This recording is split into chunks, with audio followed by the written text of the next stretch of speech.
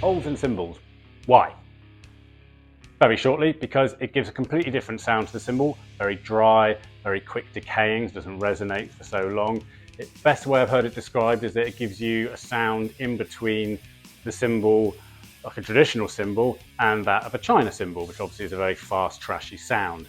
It used to be that you just got cymbals in crashes. I think Zildjian were the first to do it when they produced the ozone about 20 years ago, maybe, if my memory's still there. But now they're everywhere.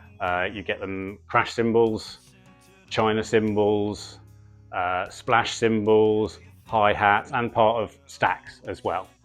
So I'm going to do it on my hi-hats today. It's going to be my hi-hat top. It's not going to be on my main hi-hat. It's going to be on my auxiliary hi-hats, which are set at a certain height for use with double pedal. There's nothing wrong with them. I really like those hats. I've played live with them, played and recorded with them as my main hat.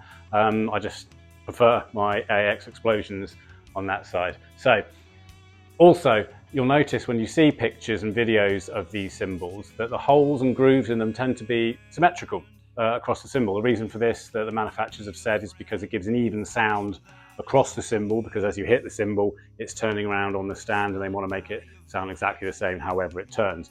However, I'm of the opinion that if you're going to drill holes in a cymbal because you want to change the dynamics of it, why not do it so it sounds slightly different every single time it turns around? It won't be a massive difference, but why not go for it? So I'm going to annoy everybody who likes things in a nice straight line, everything just so, by drilling holes instead in the shape of the constellation Gemini, which is my star sign, and see how it goes from there.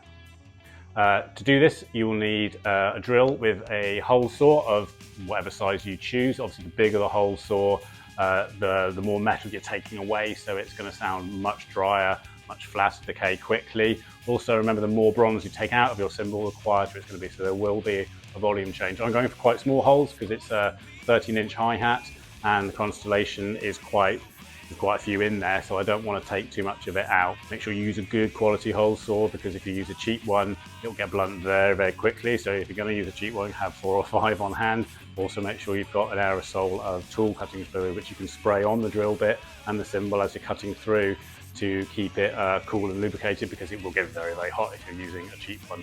The one I used, I was quite impressed with. It went through pretty quickly. I didn't need to use tool cutting fluid at all. Here's what my hi-hats sound like before.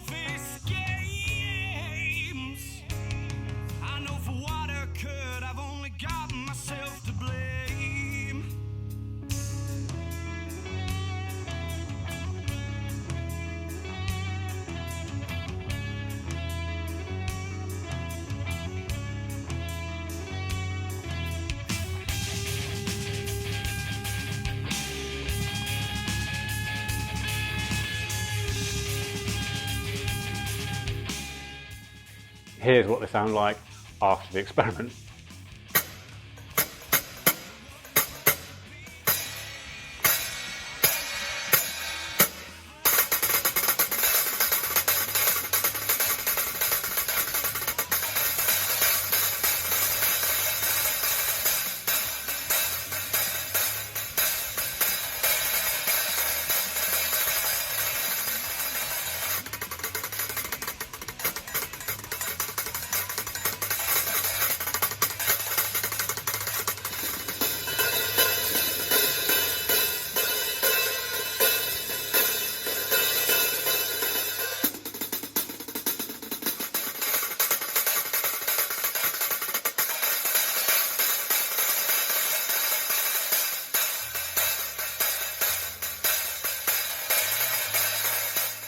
Now, I wasn't sure what to expect, but I'm actually really pleased, and I can't wait to hear what they sound like on the kit when I'm next in the studio, which is only a couple of weeks from now.